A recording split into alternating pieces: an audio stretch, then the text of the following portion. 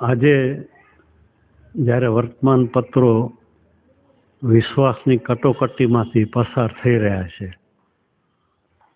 અને સારા પત્રકારો ગૂંગળામણ અનુભવે છે, ત્યારે મને કહેતા ખરેખર આનંદ થાય છે કે મુરબ્બી શ્રી ફૂલશંકરભાઈ એક ખૂબ જ સારા, સંનિષ્ઠ અને નખશીખ પત્રકાર હતા. એ જ્યારે પત્રકારત્વ કરતા હતા ત્યારે ખૂબ જ કાચા સાધનો હતા, છતાં પણ એમનું વાંચન ખૂબ જ વિશાળ હતું. એમની પાસે વ્યાપક શબ્દ ભંડોળ હતો. આજે કોઈ પણ પત્રકાર કલ્પના ન કરી શકે એટલો વ્યાપક શબ્દ ભંડોળ એમની પાસે હતો અને કલમના એ કુશળ કસબી હતા.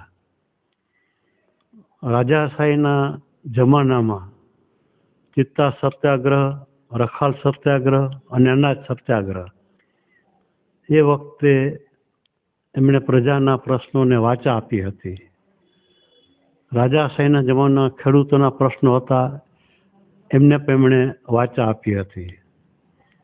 સ્વાતંત્ર્ય સંગ્રામ વખતે લોકોમાં દેશદાસની ભાવના કેમ ઉત્પન્ન થાય એવા તંત્રી લેખો એ લખતા હતા. અને આઝાદી મળ્યા પછી એમણે સરકારને આંખ અને કાનની ગરજ સારી હતી એમ કહેવું તો કહી શકાય. અને એમણે એમના જીવનકાળ દરમિયાન જે લખ્યું એના પરથી મને કોઈક અજ્ઞાત શાયરની બે પંક્તિઓ યાદ આવે છે કે બડી શિદ્દત સે નિભાઓ કિરદાર અપના, બડી શિદ્દત સે નિભાઓ કિરદાર અપના કે પડદા ગિરને કે બાદ ભી તાલિયાં બજતી રહે. આજે એમના અવસાનને વર્ષો થયા છતાં લોકો એમને યાદ કરે છે.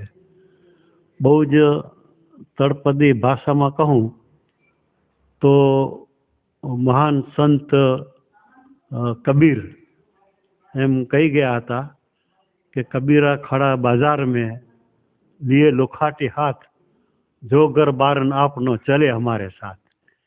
એ જે કબીરની કલ્પના જે સમાજસેવીની હતી એ કબીરની કલ્પનાના સમાજસેવી પણ હતા.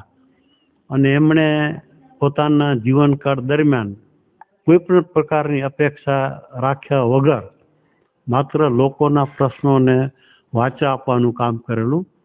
કારણ કે જમીન સાથે જોડાયેલા પત્રકાર હતા. કચ્છની પ્રજાના પ્રશ્નોથી એ સારી રીતે માહિતગાર હતા. એમની પાસે વિચારવાની ડેપ્થ હતી અને પાવર ઓફ એક્સપ્રેશન જેને આપણે કહી શકીએ એ પાવર એક્સપ્રેશન એમની કલમમાં હતું. અને એને કારણે એમણે હંમેશા કચ્છની પ્રજાના પ્રશ્નોને ખૂબ જ સારી રીતે વાચા આપી હતી. હું ઈચ્છીશ કે આજના પત્રકારો એમના જીવનમાંથી પ્રેરણા લે. આખા દેશની દ્રષ્ટિએ વાત કરું તો ફૂલશંકરભાઈની સરખામણી તમે રવિશંકર મહેતા સાથે કરી શકો. રવિશંકર મહેતા એક જમાનામાં જનશક્તિના તંત્રી હતા અને છેલ્લે જન્મભૂમિના તંત્રી હતા.